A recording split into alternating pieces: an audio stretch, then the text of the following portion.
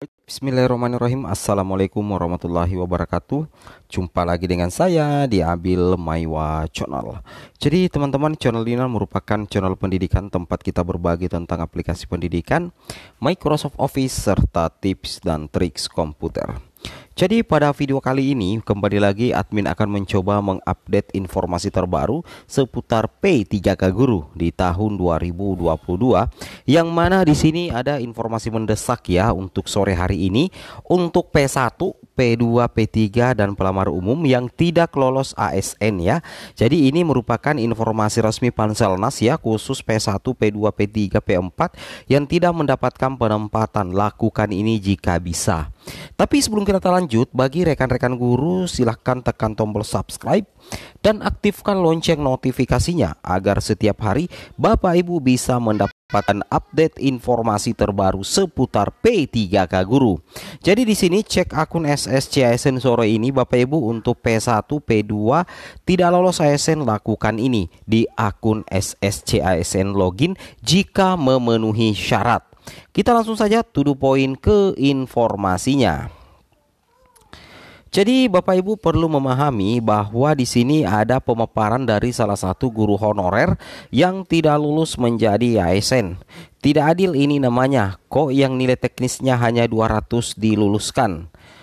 Karena nilai teknis untuk guru kelas 2270 setelah ada penurunan passing grade dari 320. Mohon kebaikannya Ibu Hasna untuk diklarifikasi lagi ini di tingkat pusat.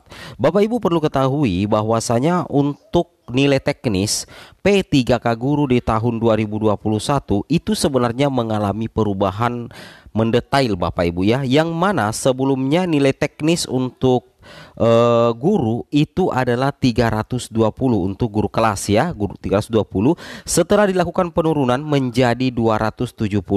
Namun ketika kita lihat ada pelamar yang tertera di akun SSCASN-nya atau data final kolektif yang PDF itu Bapak Ibu ya, nilai teknisnya itu ternyata hanya 200 dan dinyatakan lulus. Nah tentunya kita bertanya-tanya, kenapa bisa demikian? Nilai teknisnya saja untuk guru kelas PG di tahun 2021 baik itu PG1 ataupun PG1 ataupun PG2 itu ternyata hanya 200 saja Bapak Ibu ya, hanya 200 saja, padahal sudah seharusnya itu harus minimal 270 setelah ada penurunan passing grade dari 320, dan otomatis guru ini bisa menggeser pelamar lain Bapak Ibu ya, menggeser pelamar lain. Nah, apa yang harus kita lakukan, seperti apa yang harus kita lakukan Bapak Ibu ya, nanti kami akan berikan tips dan triksnya. Nah, di sini Bapak Ibu perlu perhatikan ya. Kita perhatikan di sini. Ini adalah data guru tersebut. Di sini kalau kita perhatikan nilai teknis murni ya, murninya itu 200 Bapak Ibu ya, 200. Kemudian nilai teknisnya itu cuma 200. Kenapa dia bisa masuk dalam kategori P1? Nah, apalagi kita lihat keterangannya di sini, posisinya adalah PL, artinya pelamar lulus. Nah, jadi ini tentunya ada masalah. Yang jadi pertanyaan, apakah memang nilai teknisnya ini memang betul-betul 200 atau ada kesalahan server sehingga menyebabkan nilai teknisnya cuma 200? Itu ada dua yang memungkinkan. Apakah memang betul-betul nilai 200 nilai teknisnya, atau memang ada kesalahan server yang nantinya akan diperbaharui Bapak Ibu ya. Tapi kalau kita lihat, kalau memang nilai teknisnya cuma 200, berarti sebenarnya posisinya ini bukan P1 karena harusnya tidak lolos PG Bapak Ibu ya. Karena kalau kita lihat untuk PG guru kelas itu sendiri itu 320 setelah dilakukan yang namanya penurunan PG oleh Kemenpan RB 2 tahun yang lalu, itu nilai teknis untuk guru kelas itu menjadi 270 Bapak Ibu ya, dari 320 menjadi 270. Ini tentunya menjadi kabar yang perlu untuk diklarifikasi oleh Panselnas ya. Harus dijelaskan kenapa bisa 200 di sini dan dia posisinya P1. Nah, kalau memang ternyata ada kesalahan di sini, berarti pelamar yang lain yang anggaplah bersaing dengan guru ini di sekolah ini itu bisa melakukan proses sanggah Bapak Ibu ya. Itu bisa melakukan proses sanggah di akun SSCASN pada saat masa sanggah sudah dibuka. Ini perlu untuk kita luruskan rekan-rekan sekalian. Nah, di sini ada contoh kasus lagi Bapak Ibu ya. Di sini dikatakan salam di sekolah saya SD ya. Pada mulanya ada formasi, tapi kenapa pada saat pengumuman formasi di sekolah saya hilang dan status saya menjadi tidak penempatan. Nah, ini yang jadi masalah. Di sekolah saya SD pada mulanya ada formasi, tapi kenapa pada saat pengumuman formasi di sekolah saya hilang dan status saya menjadi TP. Tapi perlu dilihat perankingan nilainya, karena nilai tertinggi akan menarik formasi ke sekolahnya. Misalnya si A ada formasi dengan nilai 360, sedangkan si B tidak ada formasi Bapak Ibu ya, tapi nilainya 400. Maka formasi sekolah A otomatis akan dipindahkan ke sekolah B sesuai dengan Juknis Permenpan RB nomor 20. Nah, jadi intinya seperti ini ya. Kalau misalkan posisi seperti ini Bapak Ibu adalah P1, nah Bapak Ibu adalah P1, maka Bapak Ibu tidak bisa melakukan proses sanggah. Karena kalau P1 itu beda mekanismenya dengan P2. Nah, kalau P2 dengan P3 itu memungkinkan terjadi skenario seperti ini Bapak Ibu ya.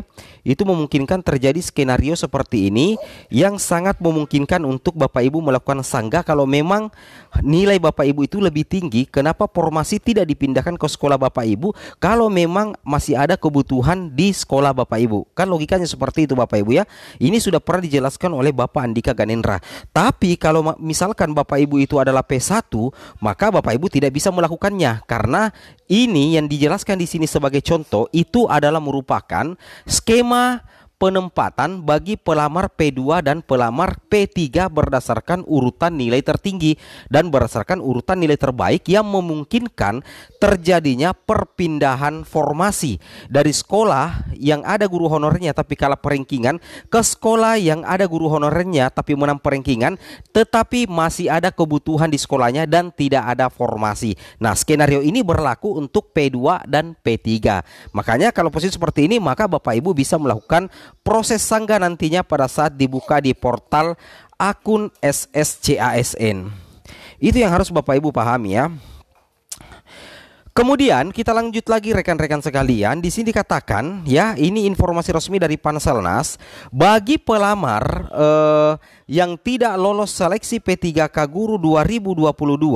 Berikut ini adalah merupakan tata cara pengajuan sanggah yang dapat diikuti. Nah, jadi ini adalah contoh tata cara pengajuan sanggah yang dapat diikuti. Caranya adalah Bapak Ibu bisa mengunjungi laman sscasn.bkn.co.id. Saya ulangi, untuk melakukan proses sanggah itu dilakukan di SSCASN.